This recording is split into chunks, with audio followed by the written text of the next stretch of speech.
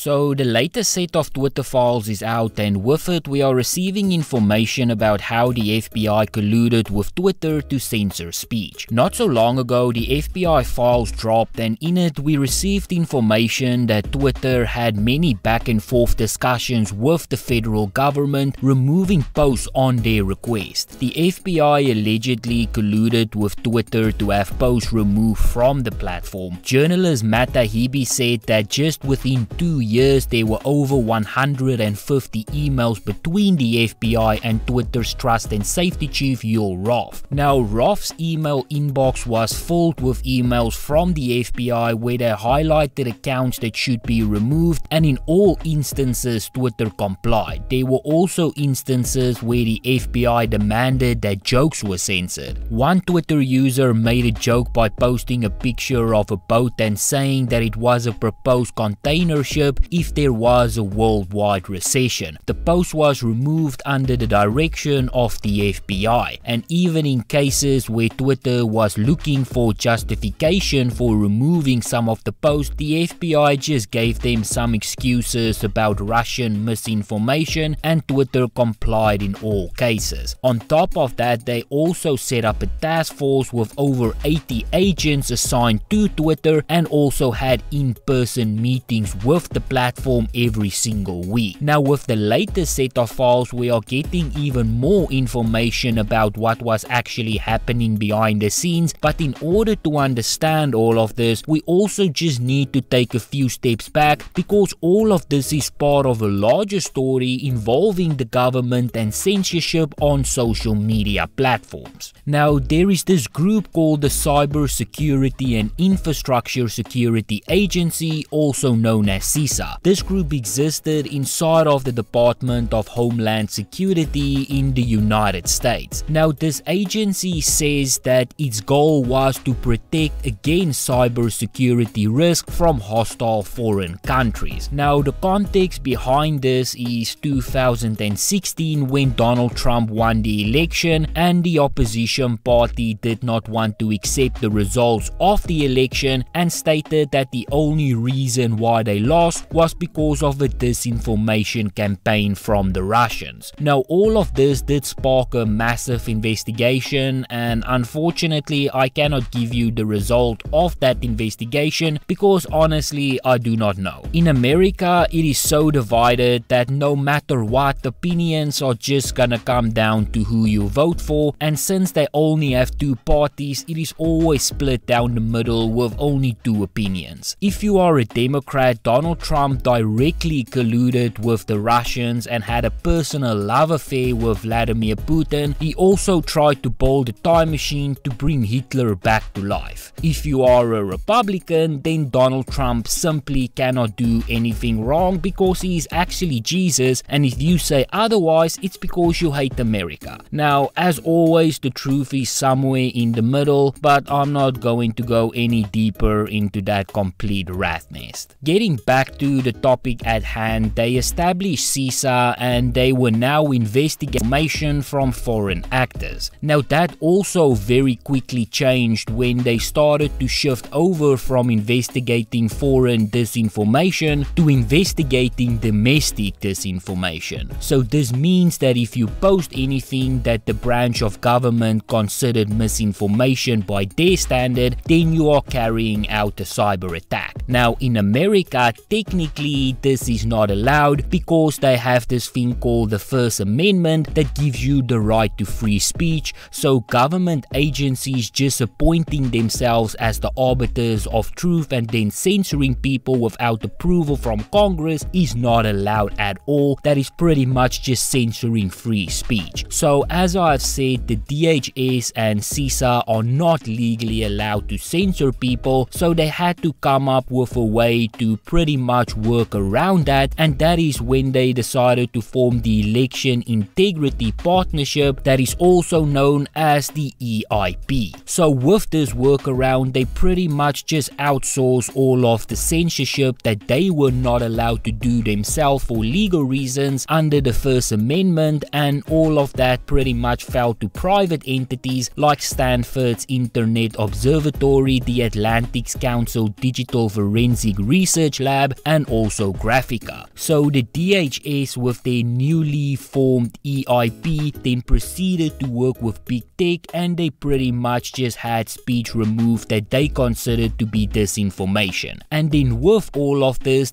is also something that Matt Taibbi himself revealed in his Twitter files when he said that the EIP was funneling to censor speech on Twitter specifically, and with that we are now pretty much just coming around full circle. So the EIP then decide to once again rebrand themselves as the Virality Project or VP, and this time it was to go after what they called COVID misinformation, and they suppress over 60 narratives that they deemed dangerous. So with all of this censorship going on, there was another branch that was also involved in removing speech, and that was the Federal Bureau of Investigations, also known as the FBI. And in this latest set of Twitter files, we get a bit more detail in terms of what they actually did. In July of 2020, San Francisco's FBI agent Elvis Chan tells Twitter executive Yoel Roth to expect written questions from the Foreign Influence Task Force, the interagency group that deals with cyber threats. The questionnaire author seems displeased with Twitter for implying in the July 20th DHS FBI industry briefing that Yoel Roth pretty much indicated that he did not observe too much recent activity from official propaganda actors on the platform. So pretty much they are upset that Twitter is saying that there is not too much disinformation going on the platform. The FBI has to maintain that there is a lot of disinformation because that is pretty much the reason why they have been removing speech. Now they laid out a questionnaire to Twitter pretty much telling them to explain themselves for their statement, and they also wanted to know what metrics and tools they were using to draw their conclusions. The way the questionnaire was structured was pretty much reading the way that a boss would to speak to an employee. The writer of this letter seems to think that Twitter reports to him, and honestly he might not even be that wrong. Now the task force demanded to know how Twitter came to its unpopular conclusion. Oddly, it included a bunch of public sources, including the Wall Street Journal article attesting to the prevalence of foreign threats, and that also showed how Twitter pretty much just got it wrong. Now Roth then received the questions, circulated them within other companies to their executives, and pretty much just complained that it was frankly perplexed to him that he would be receiving this type of request, pretty much just saying that it was not normal. He added that he was not comfortable with the Bureau demanding those type of written answers, and the idea of the FBI acting the way that they are is pretty much just not right in his opinion. He then sent another note internally saying that the premise of the questions was flawed because they have cleared that the official state propaganda is definitely a thing within Twitter, but it was not to the degree that everybody pretty much thought that it was. Roth then suggested that they got on a phone call with Elvis as soon as possible, this is the person at the FBI, in order to straighten everything out and to disabuse the agencies of any notion that state propaganda is not the thing on Twitter. So the plan is pretty much to get on the phone and to tell them, no, you are correct, there is in fact a lot of misinformation and disinformation, so that they can pretty much continue just to censor people where they seem fit. Now this whole exchange is obviously odd because of the fact that the letter from the FBI and from the FITF pretty much just sourced a bunch of